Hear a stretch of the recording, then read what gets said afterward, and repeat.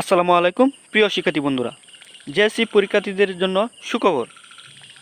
অষ্টম শ্রেণী রেজিস্ট্রেশন শুরু 10ই সেপ্টেম্বর থেকে। রেজিস্ট্রেশন ফি মাত্র 74 টাকা। দেখো শিক্ষার্থী বন্ধুরা, আজকের এই খবরটা মাত্র প্রকাশ হয়েছে কিছুক্ষণ আগে।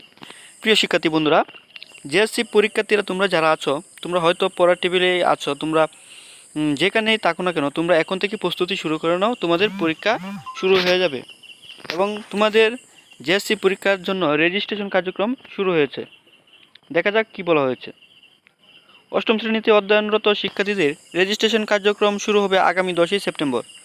9 অক্টোবর পর্যন্ত অনলাইনে ফর্ম পূরণ ও ফি জমা দেওয়া যাবে। জরিমানা ছাড়া রেজিস্ট্রেশন ফি 74 টাকা নির্ধারণ করা হয়েছে। এসব বিষয়ে প্রতিষ্ঠান প্রধানদের জানিয়ে এরই মধ্যে অষ্টম শ্রেণীর শিক্ষার্থীদের রেজিস্ট্রেশন বিজ্ঞপ্তি জারি করেছে ঢাকা মাধ্যমিক ও উচ্চ মাধ্যমিক শিক্ষা বোর্ড।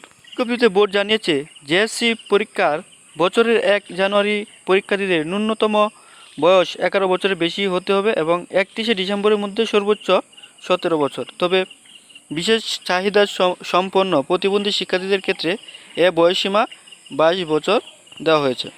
ঢাকা শিক্ষা বোর্ড থেকে পাঠদানের অনুমতি ও স্বীকৃত পাওয়া শিক্ষা প্রতিষ্ঠানের শিক্ষার্থীরা নিজ নিজ শিক্ষা প্রতিষ্ঠানের নামে রেজিস্ট্রেশনের সুযোগ পাবে।